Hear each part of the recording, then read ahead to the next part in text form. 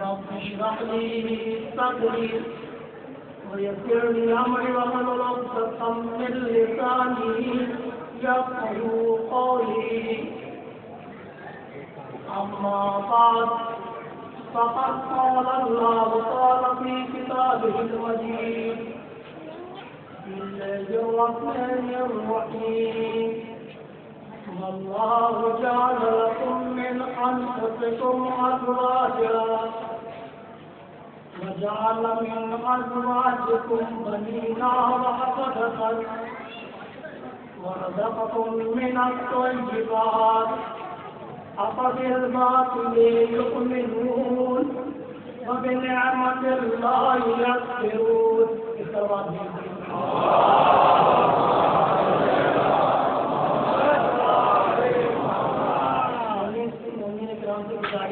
کافی جدید اور تشریف کیا ہے تاکہ بعد میں آنے والوں کی زحمت نہ ہو.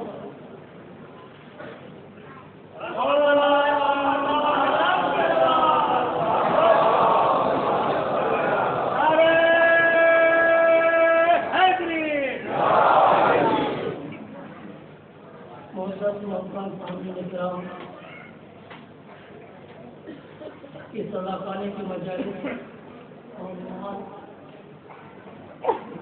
اصلاح اور تربیت کے اولاد. اگرچہ موضوع بہت وسیع ہے اور بہت خشک موضوع، پروردگار آپ کی سماعتوں کو، آپ کے حوصلوں کو سلامت رکھے.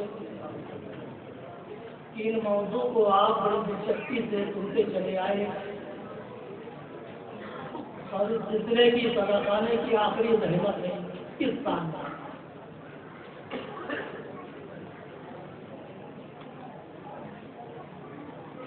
کہ ہر انسان تربیت کرتا ہے اپنے بچے کی. ہر جس کو ہر صاحب آپ اپنے بچے کی تربیت کا اہتمام کرتا ہے، بچے کی تربیت کرتا ہے. اس کا تعلق کسی مذہب، دین، فرقے، مسلک سے نہیں ہے، بلکہ اس کا تعلق عقل سے ہے، انسانیت سے ہے. ہر انسان اور ہر صاحب آپ جو تربیت کے لیے یہی دو چیز کرتے ہیں: انسان ہونا اور صاحب عقل ہونا. تربیت کا خیال وہی رکھتے ہیں جو اپنے آپ کو دائرے انسانیت میں جانتے ہیں، اپنے آپ کو انسان کی فہرست میں رکھتے ہیں. اور دوسرا صاحبان آپ ضرورت کو محسوس کرتے ہیں. زیادہ جانوروں کی تربیت نہ ہوا تربیت کچھ نہیں ہے، اسی لیے جانور کا بچپنا بہت مختصر ہوتا ہے. انسان کے بچے کا بچپنا زیادہ ہوتا ہے، جس کی تربیت کی ضرورت ہوتی ہے. بہت سی چیزیں اس میں کہہ چکا ہوں.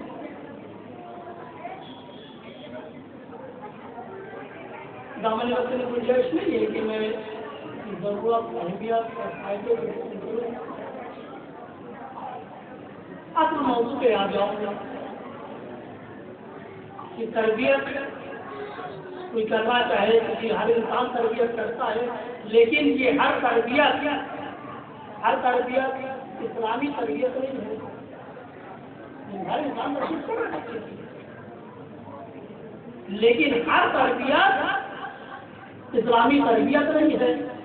جب ہر تربیت اسلامی نہیں ہے تو ہر بچہ مسلمان نہیں بنے گا.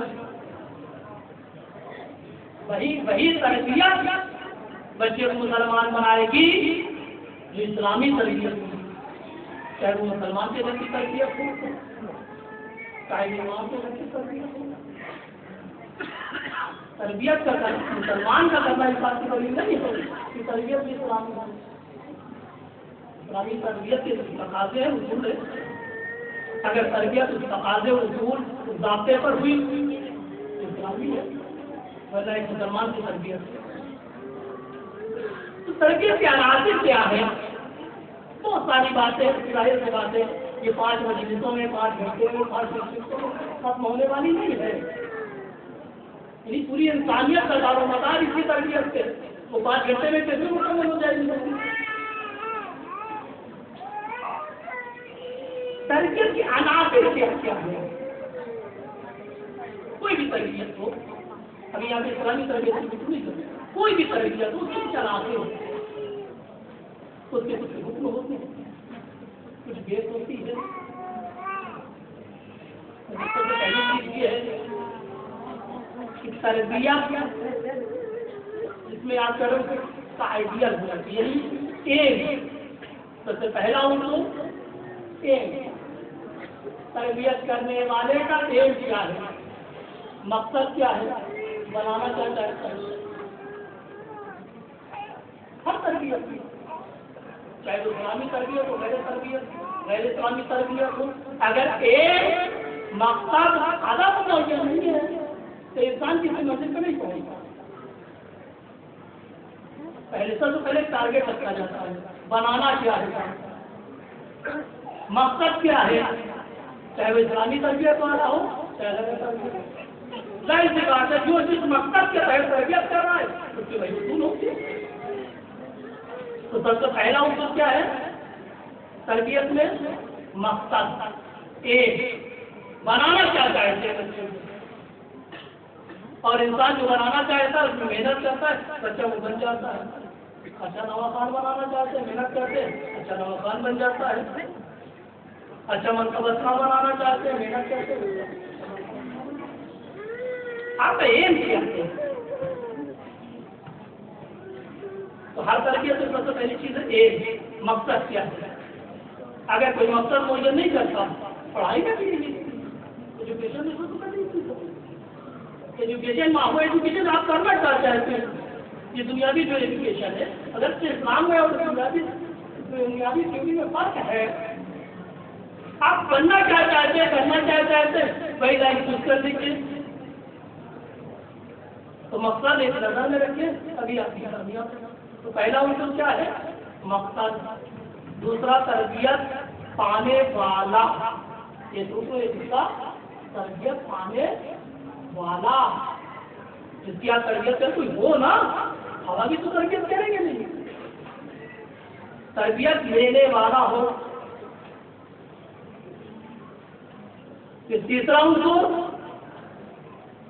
تربیت دینے والا ہو.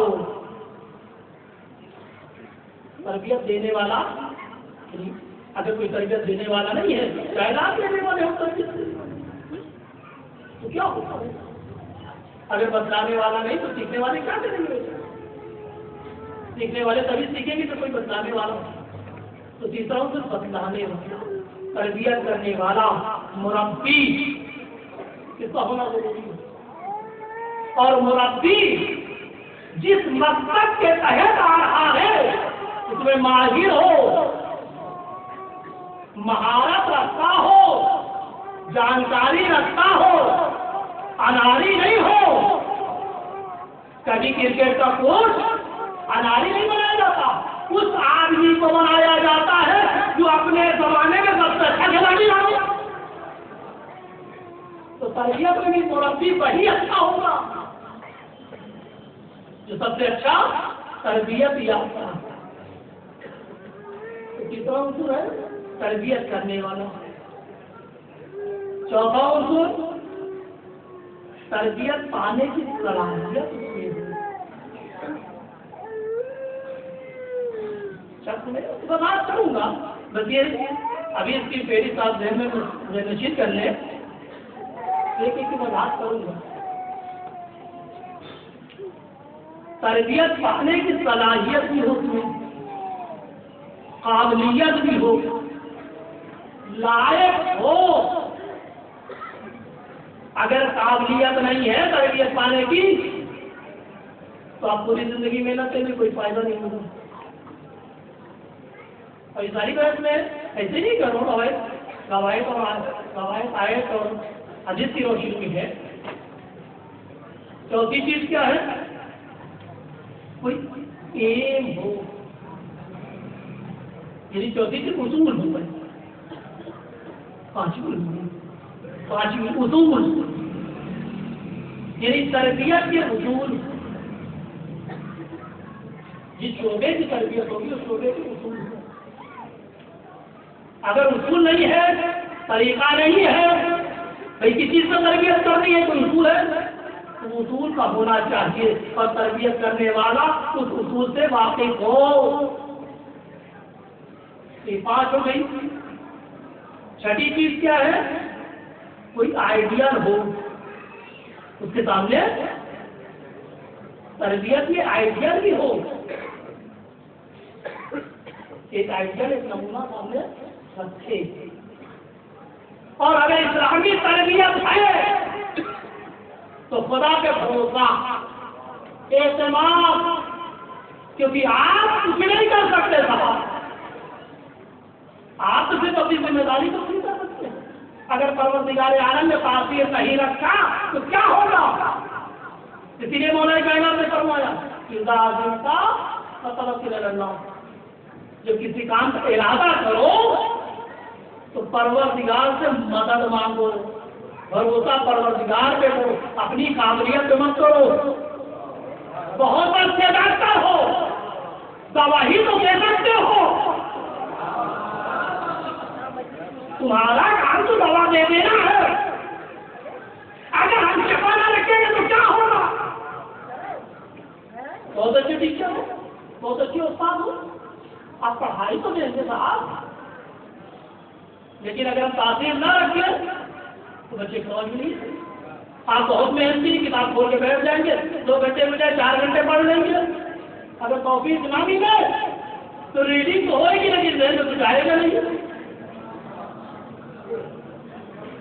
پروردگار اعتماد، یعنی ہم کام پرزنٹ کر سکتے ہیں، محنت کر سکتے ہیں، لیکن تاثیر رکھنا اس کا کام ہے۔ یعنی پروردگار عالم نے ہر چیز تاثیر رکھتے اختیار کرتے، دوا ہو، غذا ہو، تعلیم ہو، ہر چیز میں پروردگار نے تاثیر اپنے ہاتھ میں رکھا ہے۔ اور اگر پروردگار عالم تاثیر اپنے ہاتھ میں نہ رکھتا تو یہ سماج کا بیلنس برابر نہیں رہتا۔ اگر تاثیر دوا میں ہوتی تو کوئی غریب بچتا نہیں، امیر بنتا نہیں۔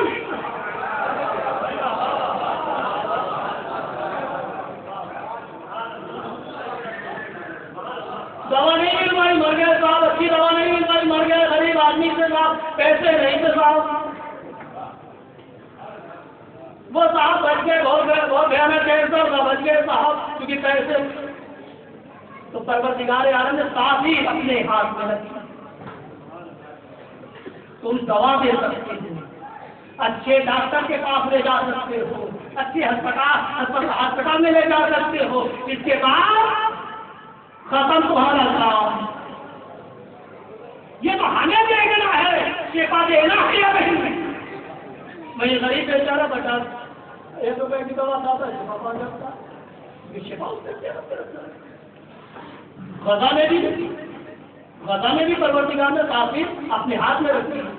آپ بادام کھلاتے ہو، غریب کو بچہ منہ نہیں کرتا ہے، تندرست سے صحت مند ہے۔ کیونکہ ہم یہ سمجھتے ہیں کہ شاید آلو، بادام، اخروٹ میں تاثیر ہے، صحت اس میں نہیں ہے، صحت پروردگار کی تاثیر ہے۔ ہم یہ سوچتے ہیں صاحب پڑھائی کے معاملے میں اچھا بچے کو اچھا اسکول ملنا چاہیے صاحب، اچھا سے اچھا اسکول ملنا چاہیے، آپ اچھے سے اچھے اسکول میں ایڈمیشن کرا دیں گے، اچھے سے اچھا بیگ لا دیں گے، اچھا سے اچھا یونیفارم دیں گے، پاکٹ منی بھی اچھی دے دیں گے صاحب، اچھا موبائل پہ دلا دیں گے، آج تو گاڑیوں کا زمانہ ہے، گاڑی بھی اچھی دلا دیں گے، تو کیا آپ تعلیم یافتہ بنا دیں گے؟ کوئی ضمانت نہیں اچھی چیز دے دیں گے، تو تاثیر رکھنا اس کا کام۔ ہمارے ہاتھوں میں صرف کوشش ہے، تاثیر اس کے ہاتھ۔ اگر یہ چاہتے ہیں تو تربیت سب سے اچھی چیز ہے، اللہ پہ بھروسہ کریں۔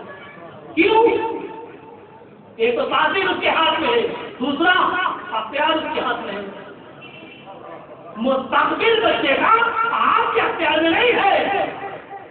آپ بہت اچھے لائق تھے، بہت اچھے مربی تھے، بہت اچھے تھے، سب کچھ اچھا تھا، لیکن معلوم ہے کہ آپ زندہ رہیں گے، ہم ہو جائیں گے۔ اگر بچے کی تربیت کا دار و مدار اپنی ذات پہ رکھا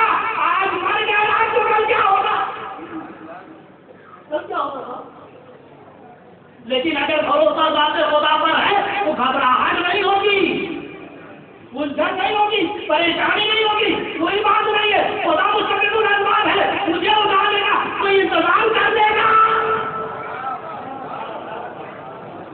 دنیاوی زندگی کی گھبراہٹ وہاں ہوتی ہے جہاں خدا پہ بھروسہ نہیں ہوتا، کل کیا ہوگا، کل میرا کیا ہوگا، میرے بچے کا کیا ہوگا، لیکن جہاں پروردگار کی ذات پہ بھروسہ ہوتا ہے، نہ اسے آج کی بھی تو ہوتی ہے نہ کل کی بھی تو ہوتی ہے۔ اگر اس نے آج مجھ جیسے باپ کو تربیت یافتہ تربیت کے لیے معین کیا ہے تو میرے اٹھنے کے بعد اس کی زندگی سے معین کرے گا۔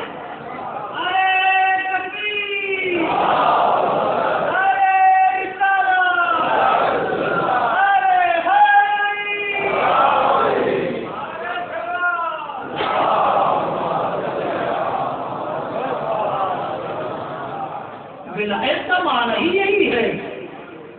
ولایت کا معنی کوئی نعرہ نہیں لگانا، نعرہ لگانا نہیں ہے۔ ولایت کا معنی یہی ہے، یعنی کسی کو اپنی سرپرستی میں دے دینا۔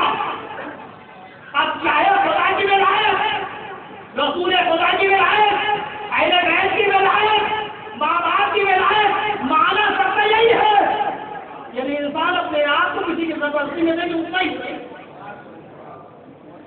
میں مثال دے دوں تو سمجھ کے بچوں کے لیے مثال دے دوں کہ ولایت کیسے، یعنی کیسے آدمی مطمئن ہو پائے۔ ظاہر سے جاتے ہیں پیکیج ہوتا ہے، اتنے میں اتنا ہوائی اتنا پائپات، وہ پیکیج آپ نے دے دیا، دے دینے کے بعد آپ پاسپورٹ انہیں کو دے دیتے ہیں۔ اب آپ کو ٹینشن نہیں ہوتی ٹکٹ آیا ہے نہیں آیا، کس فلائٹ سے جانا ہے کس سے نہیں جانا، گھر میں مطمئن بیٹھے رہتے ہیں، انتظار کرتے ہیں جس دن آ گیا اس چلے جائیں گے۔ اچھا صاحب فلائٹ میں بیٹھنے کے بعد بھی، جہاز میں بیٹھنے کے بعد بھی پریشان نہیں ہوتے، صاحب ہوٹل کو آنے جیسا کیا ہوگا، یہ فکر نہیں کرتے۔ کیوں؟ کیونکہ آپ نے یہ ذمہ کسی کو دے دیا، اب یہ اس کا کام ہے کہ ہوٹل انتظام کرنا، ہوٹل کا انتظام کرنا، گاڑی کا انتظام کرنا، کھانے کا انتظام کرنا۔ آپ اس میں پریشان نہیں رہتے، آپ کو پریشانی اس میں نہیں ہوتی، آپ آپس میں گفتگو اس کی نہیں کرتے، بلکہ آپس میں گفتگو کرتے ہم حرم میں اتنا رکیں گے، ہم حرم میں اتنی زیارت کریں گے، ہم حرم میں اتنے قائم دیں گے۔ جس طرح آپ وہاں مطمئن ہو جاتے ہیں کہ دیکھیے اس کی ذمہ داری، تو یہی ولایت ہے۔ جیسے ہی خدا کی ولایت قبول کی، اب یہ ذمہ داری خدا کی۔ ہم تو بالکل انجن کے ڈرائیور ہے صاحب، ٹرین میں سروس ختم ہو گئی اتر جائیں گے لیکن ٹرین آگے چلتی رہتی ہے، ڈرائیور اتر جانے سے ٹرین رکتی نہیں ہے۔ آپ کی ڈیوٹی جا کے ختم ہو جاتی، ڈرائیور صاحب اتر جاتے ہیں لیکن ٹرین آگے چلتی رہتی ہے۔ یہی حال بالکل زندگی کا ہے۔ اللہ تعالیٰ نے آپ کو ایک ذمہ داری دی ہے، آپ اپنی ذمہ داری کے دائرے میں ہیں، بس پروردگار سے دعا کر پروردگارا ہمیں اپنی زندگی میں اپنی ذمہ داری پوری کرنے کی توفیق دے، باقی کل کیا ہوگا تو جانے۔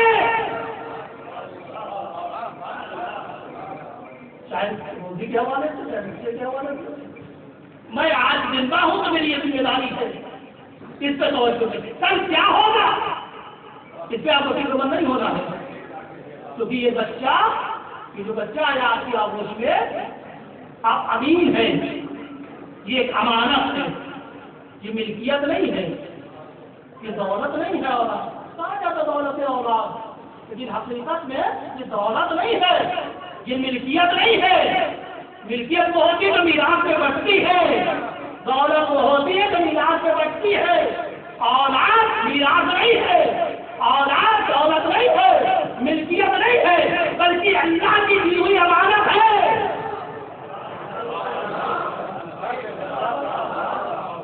یعنی یہ اولاد اللہ نے آپ کو اس کا امین بنایا ہے، یعنی آپ امین ہیں، یہ اللہ کی امانت ہے۔ تو جب اس کی امانت ہے تو ظاہر سی بات ہے، جب تک آپ ذمہ ہے، جب تک آپ زندہ ہے تبھی تک آپ کی ذمہ داری ہے، مر گئے تو ہو جانے اس کی امانت۔ اگر بھروسہ اس پہ ہے تو گھبراہٹ نہیں ہونی چاہیے، پریشانی نہیں ہونی چاہیے۔ یہ پریشانی کن کو ہوتی ہے؟ جو ذات پروردگار کا بھروسہ رکھتا ہے اور جن کو اپنے پروردگار کا بھروسہ ہوتا ہے، جو کتنے دیکھ رہے ہیں مطمئن رہتے ہیں۔ تو یہ امانت ہے، اولاد امانت ہے۔ اور امانت داری کا تقاضا کیا ہوتا ہے صاحب؟ بات آئی تو مکمل کر دوں، میرا چشمہ رہ جائے گی تو میں کہتا کیا امانت داری کا تقاضا کیا ہوتا ہے صاحب؟ یعنی اگر ہم نے کسی ذات سے آپ صاحب بیٹھے ہیں، ہم نے اسے کوئی کچھ سامان لے لیا ہے یا یہ کوئی سامان ہمارے پاس رکھا دیا جناب نے، تو عراق ذاتی ہے امانت کے پاس ہے۔ تو امانت کی خاصیت یہ ہوتی، صاحب امانت کی خاصیت یہ ہوتی جب دل چاہے وہ اپنی امانت کو لے سکتا ہے۔ امانت رکھنے والے کی اختیار نہیں ہوتا، جب دل چاہے گا تب ہم دیں گے۔ امانت داری کا تقاضا یہ ہے کہ جس کی امانت ہو جب دل چاہے وہ مانگے، تو ہمارا تقاضا یہ ہے، امانت رکھنے والے کی ذمہ داری ہے کہ جیسے ہی مانگے ویسے ہی لوٹا دیا جائے۔ یہ تو یہ حق اس کا ہوتا ہے کہ صاحب امانت اپنی امانت کو جب مانگے تو رکھنے والا فوراً لوٹا ہے۔ نہیں ابھی رک جائیے صاحب، آج نہیں ہم کل دیں گے، نہیں، یہ آپ کی ہے ہی نہیں ہے، یہ اختیار ملکیت میں ہے، امانت میں نہیں ہے۔ اور دوسری صفت کیا ہے کہ امانت جس حالت میں دی گئی ہو، جو فرمائیے گا، امانت جس حالت میں دی گئی ہو اسی حالت میں لوٹائی جائے، نہ اس کی کیفیت میں کمی آئے نہ اس کی کمیت میں کمی آئے، جیسی صورت تھی ویسی برقرار رہے۔ بھائی جیسی کتاب ہم نے امانت کے طور پہ دی تھی ویسی کتاب میرے پاس ہے، نہ پھٹی نہ گندی ہوئی، اور ویسی واپس کر دیا تو امین۔ اگر اس میں خیانت ہو گئی، پیٹ پھٹ گئے، اولاد پھٹ گئے، بریدہ ہو گئی، بریدہ ہو گئی، گندی ہو گئی، تب میں نے امانت میں خیانت کیا، تو پہلی چیز یہ کہ جب وہ صاحب امانت اپنی امانت کو جب طلب کرے تو رکھنے والے کی ذمہ داری ہے دے دے،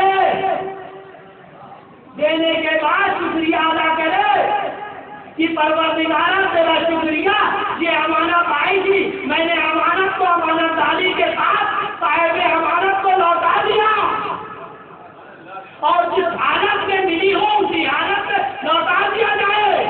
اب آئیے حکومت وغیرہ اولاد کی، اولاد ہے اللہ کی امانت ذات کی آموز میں، تو دونوں حکم یہاں بھی آتا ہے کہ جب صاحب امانت مانگے تب امانت لوٹا دی جائے، نہ کوئی شکوہ نہ کوئی گلا، اور جس حالت میں امانت دی جائے اسی حالت میں امانت کو لوٹا دیا جائے۔ اب دیکھنا ہے کہ اولاد جیسی امانت کس حالت میں آئی۔ رسول اللہ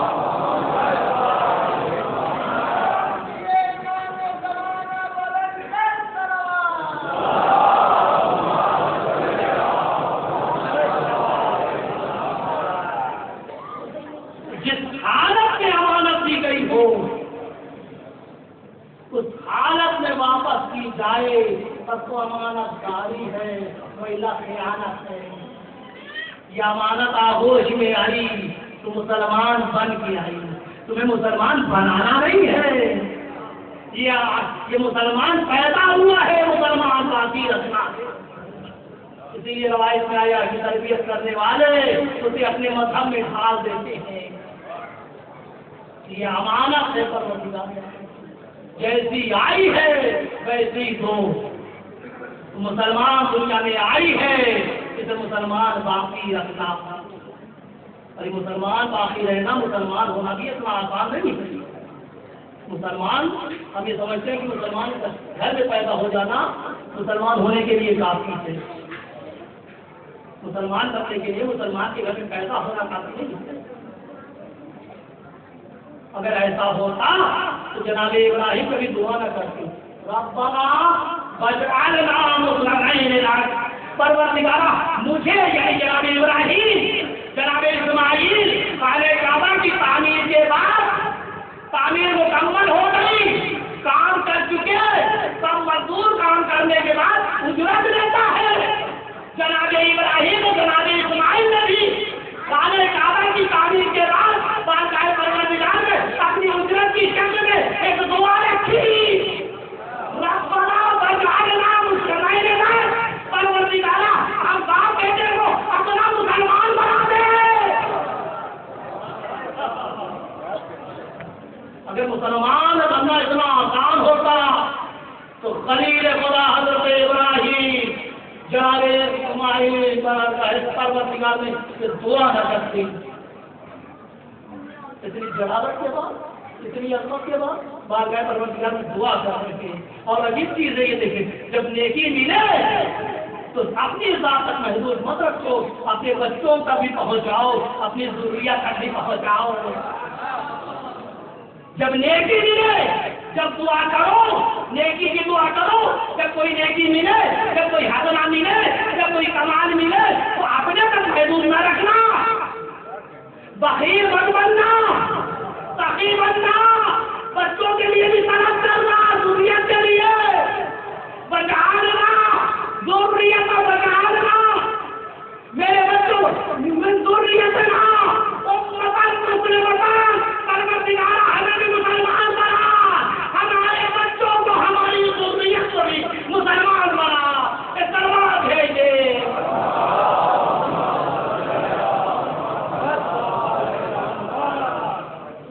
یہ امانت ہے پروردگار کے گھر مستعد کرنا. یہ چھٹی ساتویں چیز آئیڈیل ایک نمونہ ہو چکا چاہیے. قابلیت ہونی چاہیے تھوڑی تھوڑی میں کہا جتنا نام جتنا اپنی اجازت دے گا اتنی میں کہا. ہر تربیت میں یہ ہے، لیکن اسلامی تربیت میں کیا بنانا ہے؟ مسلمان بنانا ہے. کیا بنانا ہے؟ ولی اللہ بنانا ہے. یعنی کس چیز کو تربیت کی ضرورت ہے؟ نمازی. اگر آپ نمازی بنانے کی تربیت بیس بناتے ہیں تو آپ نے بہت چھوٹا سے بن گیا. اگر آپ سے پوچھا جائے انسان کی قابلیت، مثال بہترین باپ کی تعریف کیجیے، کیا بہترین ماں کی تعریف کیجیے، بہترین بیٹے کی تعریف کیجیے. بہترین بیٹا کون؟ تو ہزاروں فہرست تو جمع ہو جائے مولانا، یہ خوبی ہو، یہ کمال ہو، یہ خاصیت ہو، یہ خصوصیت ہو، یہ خدمت ہو، یہ عادت ہو. اگر آپ سمجھا جائے بہترین شوہر کون؟ اس فہرست ربی اللہ نہیں بتا دیں گے. اور جس چیز کی کمی ہوتی ہے آپ کے گھر میں وہی بتائیں گے. یہ ہو